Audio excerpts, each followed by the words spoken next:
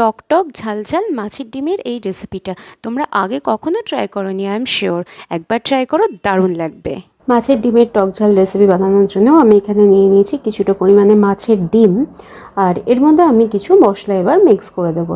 তার জন্য আমি নিয়ে নিয়েছি স্বাদ মতন লবণ, পরিমাণ মতন হলুদ গুঁড়ো আর কিছুটা চিলি ফ্লেক্স। এগুলো সব আমি একসাথে মিক্স করে নেব। মাছের ডিমটা আমি এইভাবে মেখে নেব চটকে।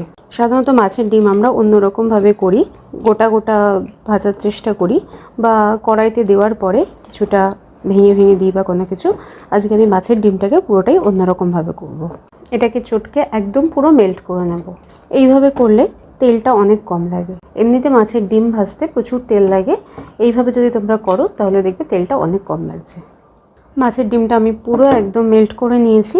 এভাবে এটাকে আমি 30 মিনিট মতন রেখে দেবো, যাতে ভেতরে মশলাটা ভালোভাবে অ্যাবজর্ব হয়। এটাকে ঢাকা দিয়ে রেখে দেওয়ার আগে ম্যারিনেশনের সময় আমি আর একটু পেঁয়াজ দিয়ে দিচ্ছি। এই পেঁয়াজটাও আমি ভালো করে এর সাথে মাখিয়ে নেব। মোটামুটি একটা গোটা পেঁয়াজ আমি দিয়ে দিলাম। তোমরা চাইলে চিলি ফ্লেক্স না দিয়ে কাঁচা লঙ্কাও মাখিয়ে রাখতে পারো।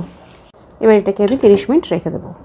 এবার মাছের ডিমের জন্য আমি একটা মশলা করে নেব। আমি এখানে 2 চামচ মতন সরষে নিয়ে নিয়েছি, আর আমি এখানে দিয়ে দিচ্ছি 5টা মতন কাঁচা লঙ্কা। তোমরা চাইলে আরও বেশি দিতে পারো। এই লঙ্কাগুলো খুব একটা ঝাল নেই, তাই জন্য আমি আরও 2টো লঙ্কা দিলাম।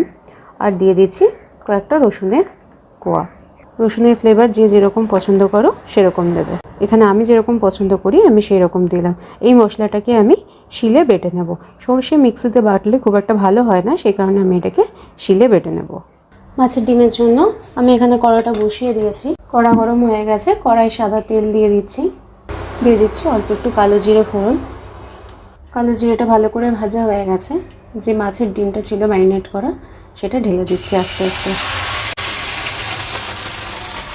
এবার একটা খুন্তির সাহায্যে এটাকে ছড়িয়ে দেব। এটা এবার একটু ঢাকা দিয়ে দেব। চলো এবার খুলে দেখি, আশা করি এক পিঠ এতক্ষণে হয়ে গেছে। এক পিঠ হয়ে গেছে। এটাকে এবার উল্টে দিলাম। এবার এটাকে এইভাবে কেটে কেটে দেব, তাহলে ভেতরের কাঁচা পোর্শনটাও ভাজা হয়ে যাবে। এটা পুরোটাই কিন্তু ভাজা হয়ে যাবে। এখন যেটা কাটছি বলে ভেতর থেকে নরম অংশটা বেরোচ্ছে, এটা কিন্তু পুরোটাই আস্তে আস্তে ভাজা হয়ে যাবে। হ্যাঁ, হয়তো শেপটা ঠিকঠাক হবে না, যেরকমভাবে মাছের ডিম আমরা ভাজি সেইভাবে শেপটা ঠিকঠাক হবে না, কিন্তু কম তেলে এটা ভালোই ভাজা হবে আস্তে আস্তে ঢেকে ঢেকে করলে। সব কিছু তো আর একসাথে হয় না, হেলদিও খাবো আবার টেস্টিও খাবো, তো কিছু তো ট্রিক্স অ্যাপ্লাই করতেই হবে, আর কিছু তো স্যাক্রিফাইস করতেই হবে। একটু সময় লাগবে, কিন্তু এটা ভাজা হয়ে যাবে। এইভাবে উল্টে উল্টে দিতে হবে, তাহলে পুরোটা ভালো করে ভাজা হয়ে যাবে। এটাকে আবার ঢেকে দেবো।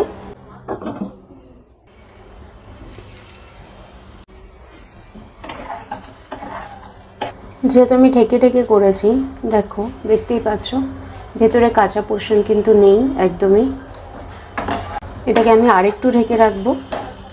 দ্বিতীয়বার যখন আমি ঢাকা দেব, গ্যাসের ফ্লেমটাকে একটু হাই করে দেব, যাতে ভেতরে হিটটা খুব ভালোভাবে পায়। প্রথমবার যখন দেওয়ার পর গ্যাসের ফ্লেমটাকে কমিয়ে দেব। দ্বিতীয়বার যখন দেব তখনও গ্যাসের ফ্লেমটা কম থাকবে। আমি যখন থার্ড টাইম ঢাকা দিলাম আবার, তখন কিন্তু আমি গ্যাসের ফ্লেমটাকে এবার একটুখানি বাড়িয়ে দিলাম, কারণ যাতে হিটটা এবার যাতে খুব ভালো করে পায়। আর সাইডটা একটু ডিমের গাগুলো পুরোপুরি একটু লাল লাল হবে। প্রথমবারে যদি আমি হাই হিটে দিই তাহলে এটা পুড়ে যাবে, ভেতরটা ভালো করে হবে না। একদম শুকনো শুকনো করে ডিমটা খুব ভালো করে ভাজা হয়ে গেছে আমাদের। নামানোর আগে আর একবার হাই ফ্লেমে নাড়িয়ে নেব ভালো করে, যাতে চারিদিকে হিটটা ভীষণ ভালোভাবে পাই। তোমরা এই অবস্থায় এটা খেয়েও দেখতে পারো, একদমই কাঁচা লাগবে না। আর যাদের মনে হয় একটু গন্ধ লাগছে বা কোনো কিছু, তারা এই অবস্থায় তেল দিয়ে আরেকটু নাড়াচাড়া করে নিতে পারো, বা এই অবস্থায় না খেয়ে একবারে রান্না হওয়ার পর খেতে পারো, তখন কিন্তু একদমই আর কোনো গন্ধ লাগবে না। ডিমটাকে এবার আমি তুলে নেব।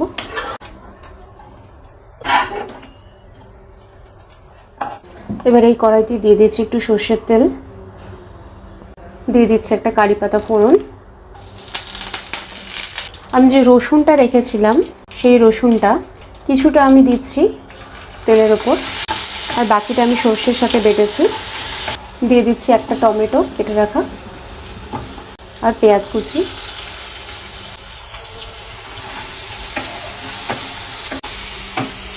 দিয়ে দিচ্ছি স্বাদ মতো লবণ, পরিমাণ মতন হলুদ গুঁড়ো। এই রান্নাটা হতে একদমই খুব একটা বেশি সময় লাগে না, যতটুকুনি এই ঝামেলা খুবই কম, যতটুকুনি ডিমটা ম্যারিনেশন করতে আর ভাজতে সময় লাগে, আর তাছাড়া এমন কিছুই লাগে না। এইদিকে পেঁয়াজ টমেটোটা ভাজতে দিয়ে তোমরা সর্ষেটাও রেডি করে নিতে পারবে, আমিও সেটাই করে নিয়েছি।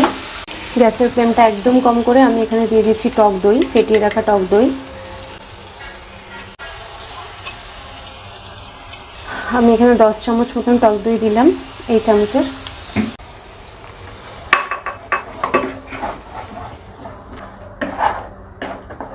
এবার আমি এর মধ্যে সর্ষের পেস্টটা দিয়ে দেবো।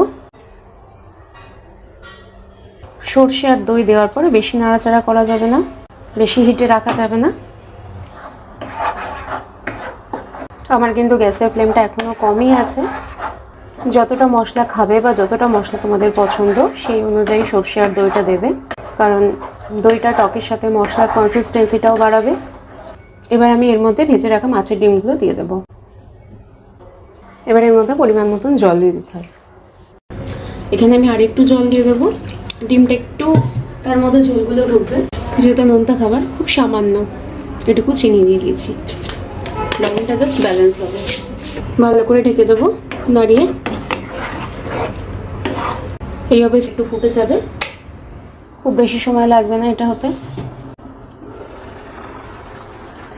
মিনিট তো পাতলা, যেহেতু মোটা না, এর মধ্যে ঝোলটাও খুব তাড়াতাড়ি ঢুকে যাবে।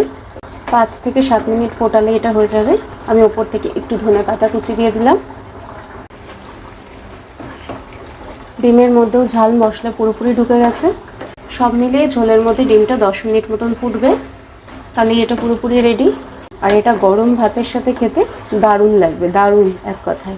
হয়ে গেছে। এবার গ্যাসের ফ্লেমটা অফ করে আমি এটা ঢাকা দিয়ে রেখে দেবো। এটা ঢাকা দিয়ে এইভাবে রাখলে এটা আরও বসে যাবে। তো বন্ধুরা, এই ছিল আমার মাছের ডিমের টক ঝাল রেসিপি। রেসিপিটি যদি ভালো লাগে অবশ্যই কমেন্ট করে জানাতে ভুলো না, আর ভিডিও ভালো লাগলে অবশ্যই লাইক শেয়ার করো, আর আমার চ্যানেলটাকে সাবস্ক্রাইব করে পাশে থেকো। আর যারা অলরেডি সাবস্ক্রাইব করেছে তাদেরকে অসংখ্য ধন্যবাদ আমার তরফ থেকে। সবাই খুব ভালো থেকো, সুস্থ থেকো। আবার দেখা হবে অন্য কোনো রেসিপি নিয়ে। টাটা।